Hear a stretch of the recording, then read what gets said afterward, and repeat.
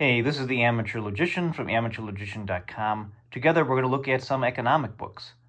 Good economics essentially is applied logic. It's more akin to mathematics than to physics or chemistry. We can deduce what human choice implies. And we're going to take a look at books by Ludwig von Mises, Carl Menger, Murray Rothbard, and Hans Hoppe. Let's consider a logical fallacy and jump into Theory and History by Ludwig von Mises. Theory and History by Ludwig von Mises is probably his most readable of his scholarly books, for sure. And to jump into this book, I want to, with all of you, consider an argument. Say someone says after taxes increased, it has been observed that wealth has increased, ergo increasing taxes produces greater wealth, post hoc ergo propter hoc. Now, is that a plausible inference? Well, no, certainly not, because we have to consider the different possibilities. There are different possibilities. Wealth might have increased because of increased taxation, as the arguments suggest. Or it might have increased despite of increased taxation. Alternatively, there may be no relation between wealth and taxation whatsoever. We need to answer the following question. What would have been the situation if there was no increase in taxation whatsoever? And such questions require economic theory. And that's the argument of a Ludwig von Mises, for example, in Theory and History. Let's jump to page 208 of Mises's Theory and History. We're going to read a few excerpts and think about them.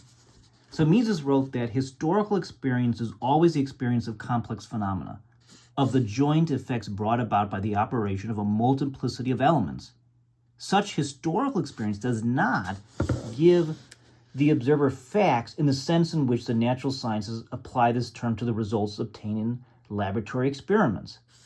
Mises continued, historical facts need to be interpreted on the ground of previously available theorems.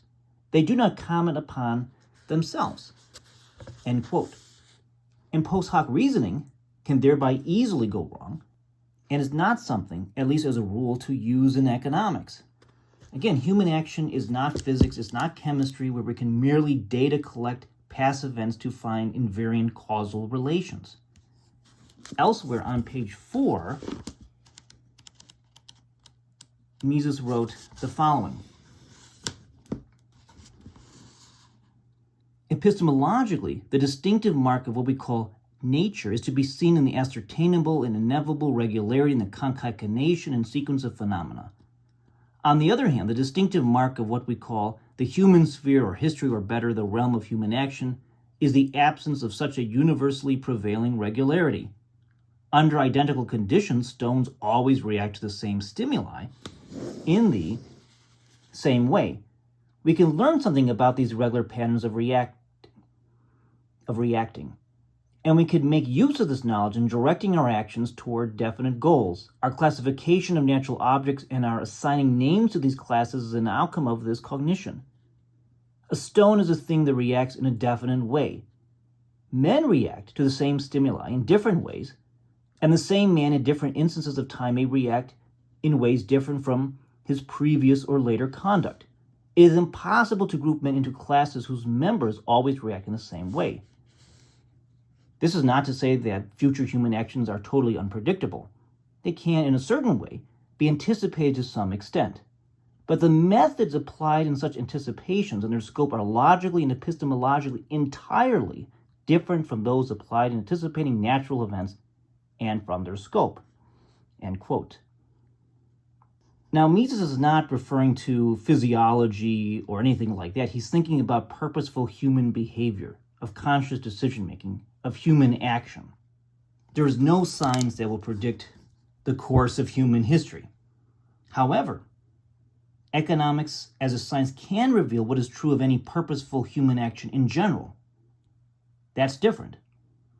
In other words, it can qualitatively reveal that all actions presuppose having goals, and doing one thing comes at the expense of doing another thing, etc. Hence, how human actions can be qualitatively modified by specific policies can be derived to answer some counterfactual questions. In answering the counterfactual question, what would have happened without that increase in taxation, requires economic theory. And in fact, if we have economic theory, we have good reason to think that wealth would actually have been higher. So this is Theory and History by Ludwig von Mises. Now, before we jump into, for example, Ludwig von Mises' Human Action or Man, Economy, and State by Murray Rothbard, I just want to say that human action implies things like values, goals, means, choices, preference, cost, and loss. And these things we can know without any kind of empirical testing. We just know by internal reflection. So this brings me to a really interesting monograph, and that is Economic Science and the Austrian Method by Professor Hans Hermann Hoppe. Economics really is a science closer to applied logic or mathematics. For example, let's just consider the very, very simple proposition: if a man's demand goes up for X, it then follows, all other things being equal, that his demand will fall for Y and Z.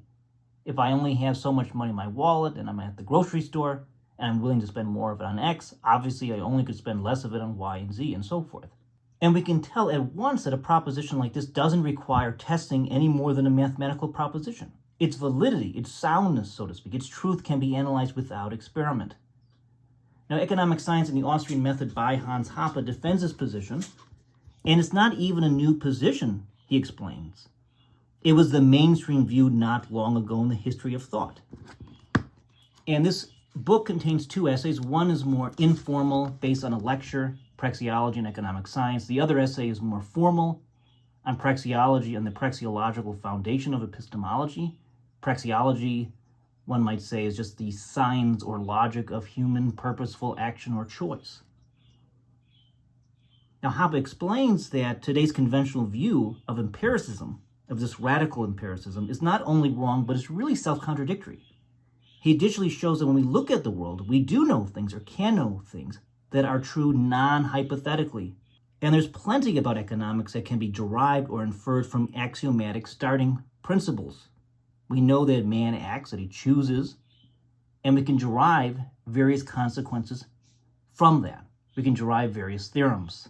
Empiricism, positivism really is self-defeating. The very statement that something cannot be known in advance of testing must be a statement of either analytical knowledge or empirical knowledge. If it is analytical, then by its own standards, the foundation of this methodology is nothing but wordplay. It has no meaning to apply to reality according to its standard. The methodology is empty.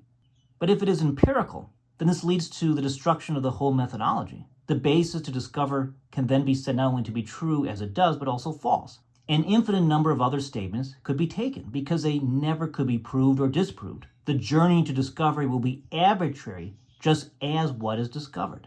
And even if we just accept that as an empirical statement and ignore the consequences of that, it still cannot pass as a correct methodology. This is because it presumes certain non-empirical knowledge about reality is true. For example, observing a link between two or more events with the same outcome can only become a neutral repetition, as Hoppe puts it, if and only if the causes operate in time invariant ways. Nothing could ever be said to be proved or disproved with the repetition or non-repetition of events if this were not presumed. It must, in a certain sense, exist independent from experience. Being that this is the case, it's a prerequisite to empiricism and its investigations.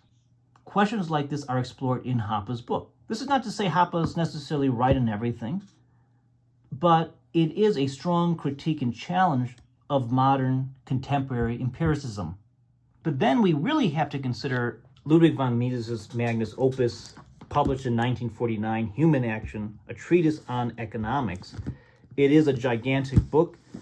I actually have read the entire thing. I have another copy of this where I have all sorts of highlightings in it. This one doesn't have any highlighting in it. But in the first few chapters of Human Action,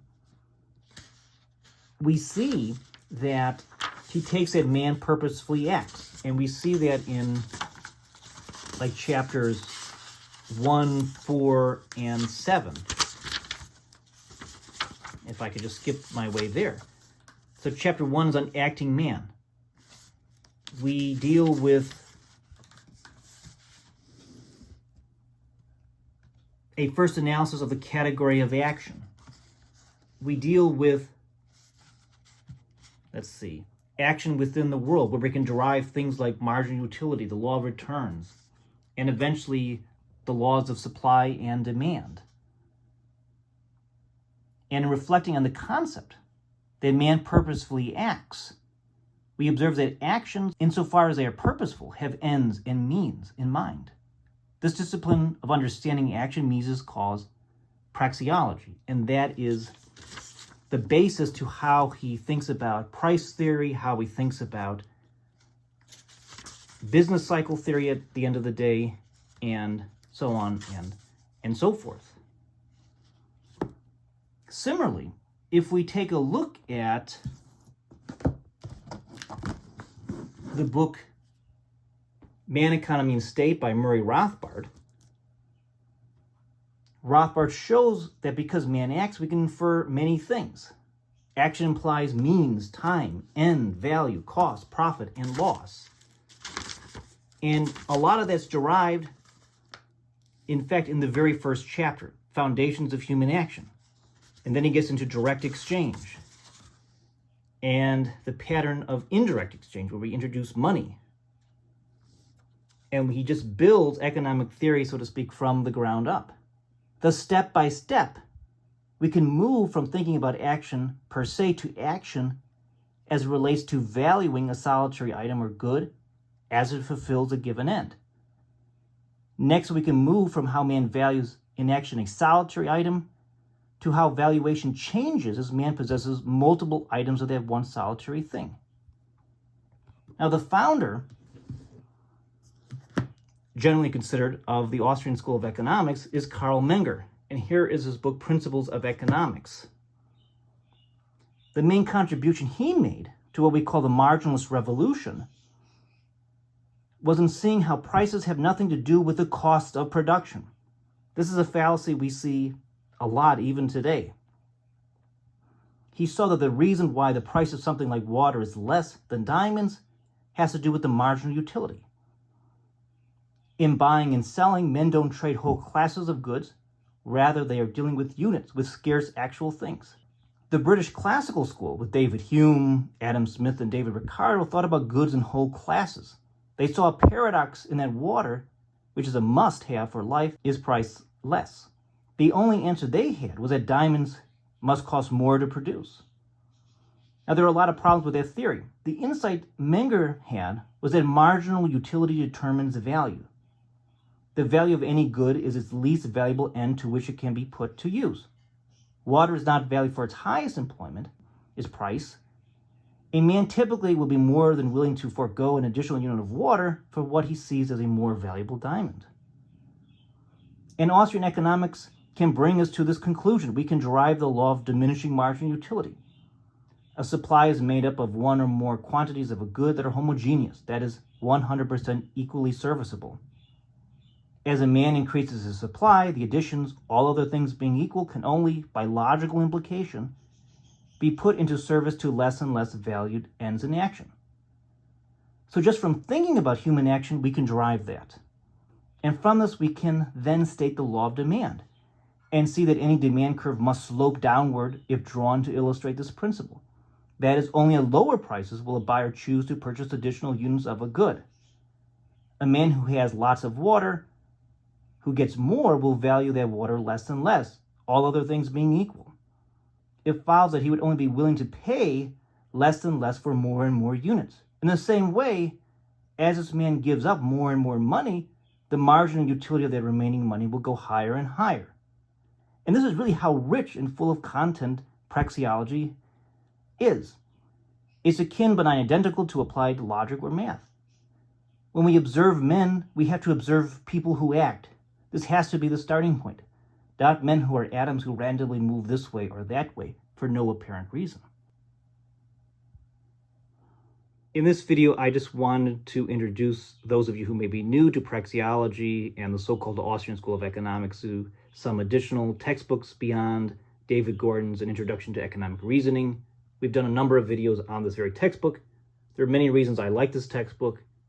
One of them is that it really highlights how, in a certain sense, economics, good economics, is applied logic, and you really can't go wrong with this textbook. But there's so much more, and you can go much further with economics. For example, by reading Carl Menger's Principles of Economics is quite good. Perhaps Ludwig von Mises's most readable scholarly work is Theory and History, which is great to study. On methodology and epistemology, Economic Science and the Austrian Method by Hans Hoppe is quite interesting. And if you go really deep, I would say definitely take a look at Human Action by Ludwig von Mises and Man, Economy, and State with Power and Market by Murray Rothbard. Now, I am the Amateur Logician from amateurlogician.com. If you enjoyed this video, please consider giving it a like, and feel free to leave a comment below. Thanks for watching, good luck to you, and be well.